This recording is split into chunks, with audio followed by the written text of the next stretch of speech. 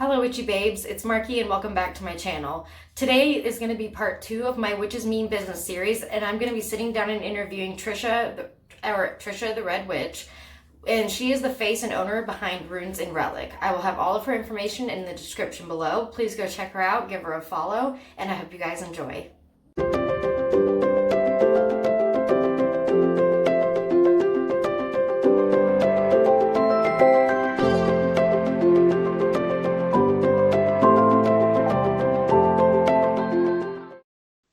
Hi everyone, my name is Trish. I am the owner and creatrix over at Rune and Relic. I live in Arizona in the high desert and in the forest here in the northern part of Arizona. My sun sign is Libra, my moon sign is Pisces, and my rising sign is Aquarius. And I am 29. I'm turning 30 soon. Libra season, coming up. Oh, that's awesome. Well, happy birthday. Thank you. Yeah, early birthday. We'll see. Have to do something fun and big for it because it's 30. So. Right. I was going to say you have to do have you seen the adult smash cake photos where when you turn 30, you go and do that? I have seen people do that. That's so fun. Right. So, I guess my first question is, what age did you either experience what some put as your spiritual awakening, where you found your path, or were you raised into your beliefs? No, I definitely wasn't raised with my belief system. My parents are Christian. I guess you could call them Christian. They're not the types of people that go to church every week. So I was raised, if there was any kind of spirituality that I got, it was from the few times that we did go to church. But just probably around the time that I was 14, 15, I really started to reject that and the fact that I had to go to church with them, and just because I knew that it didn't fit with what I actually started to believe as a young adult, or a teenager at that point.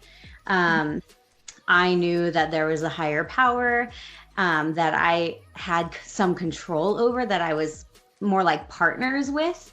And with Christianity, I feel like that's a really problematic belief to have because they don't, I feel like the teachings of Christianity just take away all of your own personal power, and anything good that happens to you is, it's God and Jesus that does that. And so I knew right away at that point that I was going to reject that and really kind of that was when I consciously started my journey of, figuring out what my beliefs actually are. And so I've been practicing witchcraft since right around that same time, since I was 15, so about 15 years. And I've just always had an affinity with nature. I always have believed in magic. I've always known that I have had power within myself. Did I always call it witchcraft when I was like a young child? No, but as I've come to understand it now as an adult, I know that's what it was. So I was lucky to be so young, I guess. And you are pagan, correct? Yeah, I consider myself pagan. I have a lot of different beliefs. I have a lot of Buddhist beliefs that also go into a lot of my meditation practice. And, on my altar, I have a singing bowl, which is a very Tibetan Buddhist thing to have. And I use it in a very traditional way. So I kind of mix a bunch of different things together. And Buddhism is much like witchcraft, where it's not, even though it's considered a religion, it's more of a practice than anything. It can be a religion, but mostly it's a practice, just like witchcraft. So I blend the two, and I do consider myself pagan. And yeah, it's pretty awesome. Not Wiccan. That's awesome. I know so often people get Wiccan and pagan confused, and I'm like, okay, if anyone is confused, go Google. Google's your best friend. Pause. Right. But I'm just not a fan of structured religion in general. It doesn't work for me because I like to make my own rules. I think that if you have spiritual beliefs, like you need to be able to express those however you want without any rules, and that's just how I feel for my own personal spiritual practice. So any religion that's very structured just doesn't work for me. So I'm pagan. That's all. That's great. That's awesome. So you are a mom, as am I. I've got two kiddos too. And how do you like to get your kiddos and your husband involved? Like, do you teach your practices to them, let them observe, or I don't, I guess, what are your ways? Right. Yeah, it's very important to me that my kids have their own choice. And I think as a parent, like people should do that. They should honor the fact that their children are not them, and they are different, and they are going to have different beliefs, and maybe they'll be the same beliefs as yours, but even if they are, like, there's going to be differences. So I try very hard to definitely allow them into our practice. And my husband is a witch too. He's he's just so connected with nature and kind of the Shinto like aspect of things. And so we spend a lot of time out in the forest. And when we're there, we do believe, obviously, everything is alive, like scientifically it is. So as far as like nature, like plants and things like that. So if we're like sitting in the woods having a picnic under a tree, we always tell them like this tree is alive and it's providing shade to us, like you should thank it, and just kind of they're pretty young guys. My oldest is 6, so you have to do it in like an age appropriate way, but we definitely celebrate all the Sabbats together in that same way. We do family rituals around that time, and I just keep it age appropriate. So if we do candle magic, which we do regularly, I'll just kind of say, it's kind of like when you're blowing out a birthday candle, like, but we're going to light this candle instead, and you make a wish and it'll come true. And you just have to explain it in terms that they can understand, and they really enjoy it. And it's so nice to see them kind of take hold of their own power that they have, because other family members of theirs are very, they're Christian. I guess I should just say, not that I don't want to sound like I have anything against Christianity as a religion. It just obviously doesn't work for me. And for my children, I just want them to know that there's a bunch of options that they can have. I also teach them about Buddhism and, all different kinds of religions. So if they ever ask, I bring it up. And another thing I do that's really fun is that when they have nightmares, they each have these crystal necklaces. We went during one of the Sabbats, I forget which one it was, but we had them pick out a crystal out of this, like, I don't know, mixed like box of crystals at our local medical physical shop. And we're like, pick the one that like speaks to you. These are like all magic, and it'll help you. You just have to like close your eyes, make sure you pick the one that you like the best. And so one of my sons has a lapis necklace, and the other one has like a bloodstone necklace, and it's so awesome. And whenever they're scared at night, they put it on, and it makes them feel so much better because it's protective, and so it's just little ways like that where we can teach them the basics without getting too into the technical aspect of how it can work, and they already believe in magic anyways because they're just so young. So and that's why I feel like not saying that other kids who don't have parents with our same spiritual beliefs are unlucky, but I feel like in a sense they're like, our children are lucky in a different aspect because when they are so young at that age, magic is everywhere to them. It's real in every aspect. So they have such a little but open appreciation for what we're doing. And I feel like it's rewarding in multiple ways for them and for us. Just say, not that I don't want to sound like I have anything against Christianity as a religion. It just obviously doesn't work for me. And for my children, I just want them to know that there's a bunch of options that they can have. I also teach them about Buddhism and, all different kinds of religions. So if they ever ask, I bring it up. And another thing I do that's really fun is that when they have nightmares, they each have these crystal necklaces. We went during one of the Sabbats, I forget which one it was, but we had them pick out a crystal out of this, like, I don't know, mixed like box of crystals at our local medical physical shop. And we're like, pick the one that like speaks to you. These are like all magic, and it'll help you. You know, you just have to like close your eyes, make sure you pick the one that you like the best. And so one of my sons has a lapis necklace, and the other one has like a bloodstone necklace, and it's so awesome. And they, whenever they're scared at night, they put it on, and it makes them feel so much better because it's protective, you know? And so it's just little ways like that where we can teach them the basics without getting too into the technical aspect of how it can work. So speaking of like practicing and rituals and all that, what are your favorite tarot and oracle deck if you have one? My favorite tarot deck is the Shadowscapes Tarot. It was given to me as a gift. I've had it the longest, and it's just, I just feel so connected with that deck. The artwork is kind of like semi-Asian inspired, but it's also just like beautiful, organic, like watercolor shapes. And it's just so like, so me.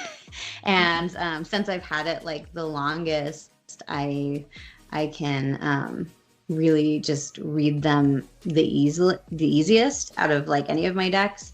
And I don't know, they're just like old friends to me. So I like that deck the best. Oracle decks, I don't actually work with Oracle decks that much. I mostly stick with tarot. So yeah, I am getting the Threads of Fate deck pretty soon. So I'm going to be like promoting that on my Instagram and in reviewing it. So we'll see if that one's cool. It's certainly beautiful. So I'm excited about that. And who will be watching, I am going to be putting your link in my description below. That way they can go to your Instagram if they don't already follow you and keep up, because I know I'm going to want to see that, because I absolutely love it when anybody does any kind of unboxing or showing of a new deck, because I feel like boxes themselves or websites just don't give you enough of that really like hands-on look at them. So that's why, for sure. Yeah, unboxing and reviews are like, yes, Christmas morning. Yeah, well, and I just got a deck recently called Children of Letha, and that deck is like, if you have a chance to buy that or an opportunity to buy it, like I definitely recommend it. It's beautiful.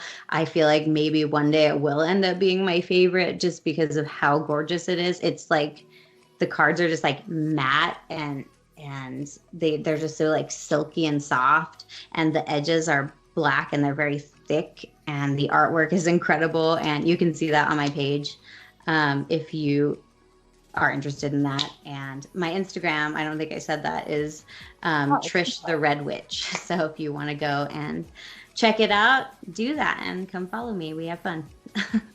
Oh yes, Steph. And I was gonna say, as someone who's personally won one of your giveaways, the items that you create and give out and make for everybody to be able to have are absolutely amazing. Thank you. Not only high quality, but seriously, like as soon as I opened that package, it was, I mean, I don't want to sound hokey and be like, it was so energetic, but it literally, you could feel that you put a lot into what you do and you really have a passion for it. It's not just something that you're like, oh, cash out, or there's people that are like that, but everything you do comes from the heart. So I can tell. Thank you. I appreciate that. It's so nice hearing that all the time, because I do put a lot of magic and energy into everything that I make. And because I think it's important, you know, to have, if you're going to buy a product from another witch, like that person obviously needs some extra help with whatever they're doing. Like otherwise they just go buy a candle and do it themselves. Like they need that extra energy, that extra enchantment to like help them do whatever they're trying to do. So I think that's really important when making products. So I'm glad you liked yours.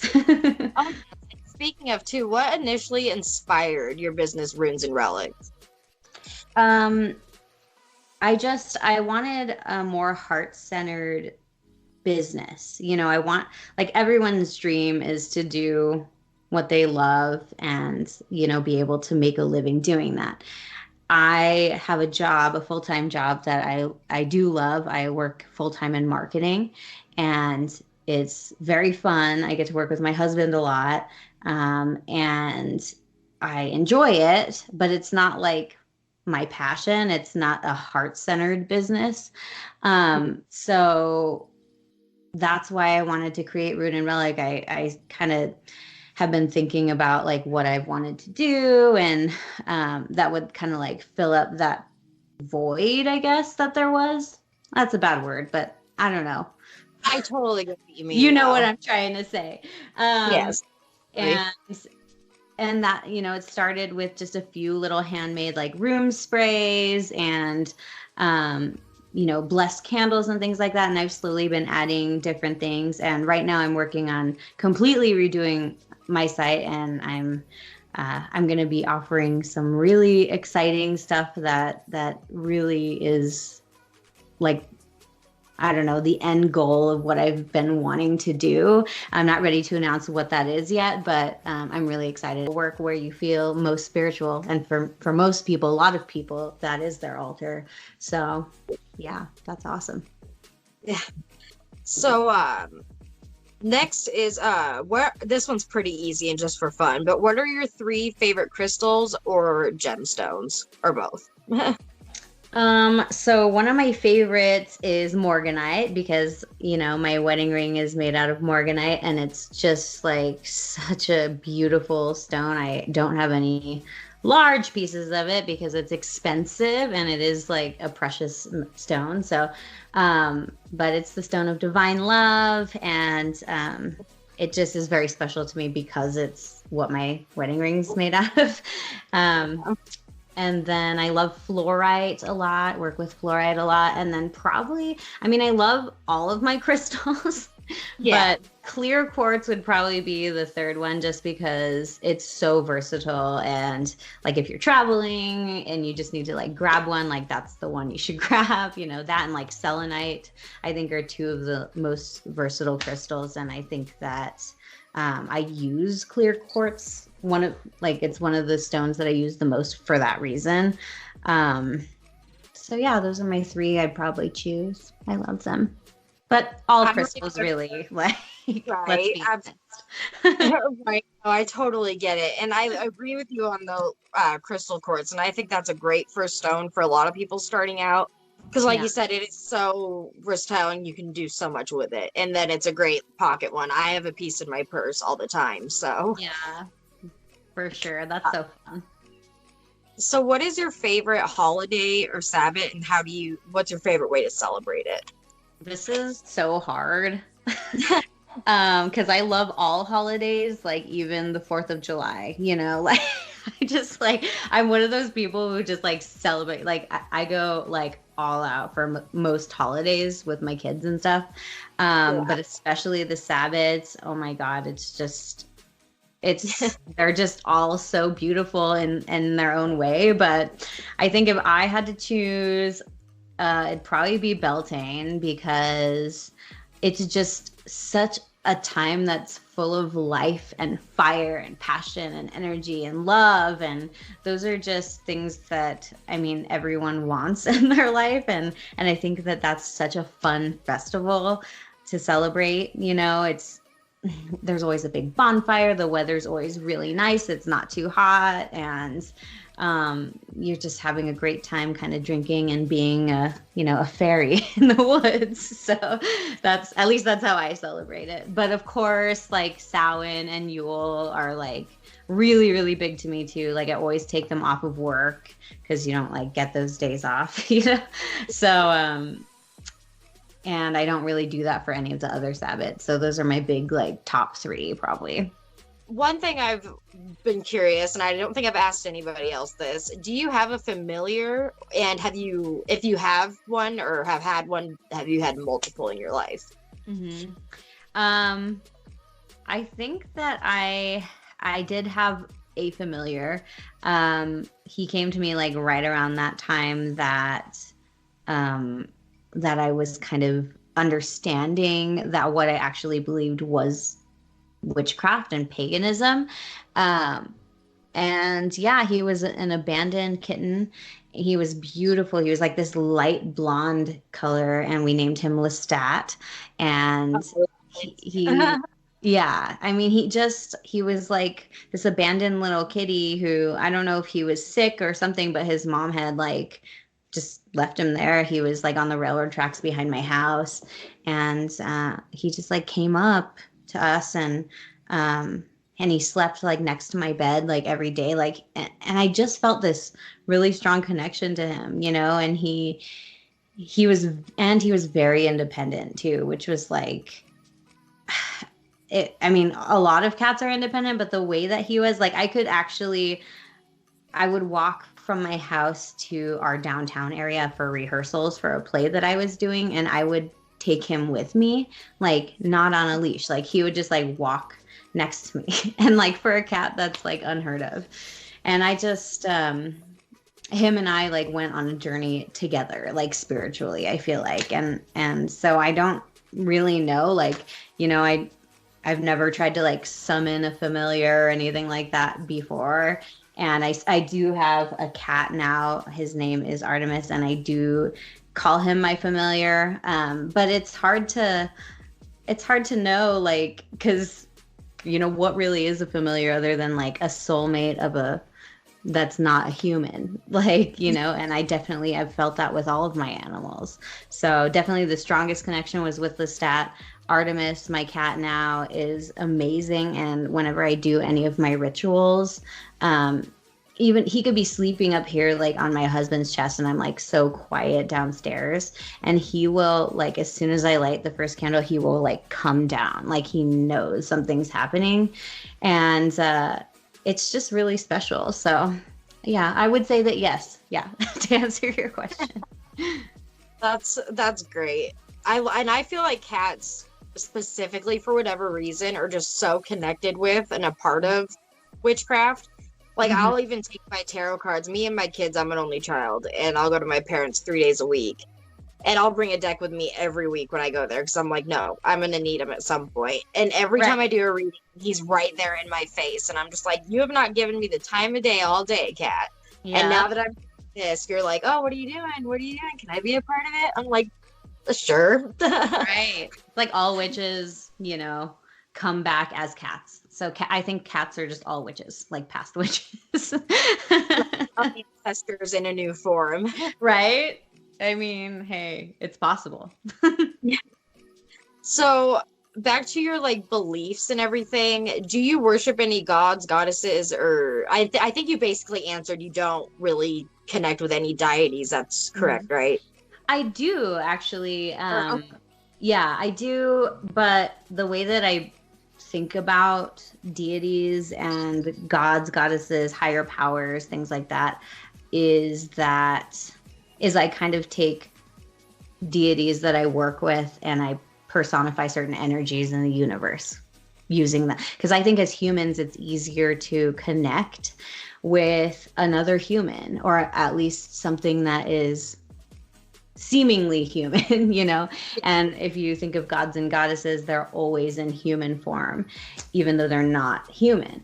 And so for us, I think that if you personify energies in the universe, the one that I work with most is Aphrodite. I have her here tattooed on my arm. She's so beautiful. And Venus, obviously, and she is the goddess of beauty and love, and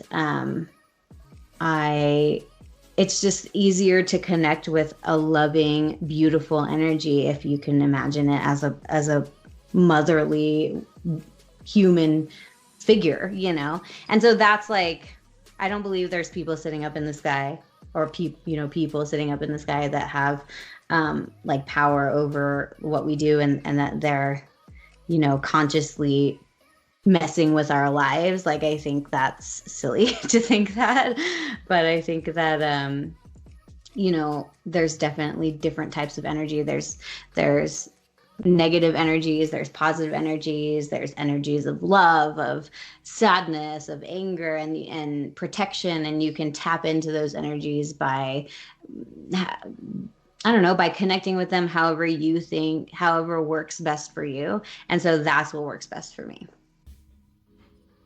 A huge thank you so much again to Trisha for doing this interview with me. I really loved getting to know you better and getting to have see a whole new side of you. It was absolutely great. Hit the bell if you guys want to keep up and see the next video.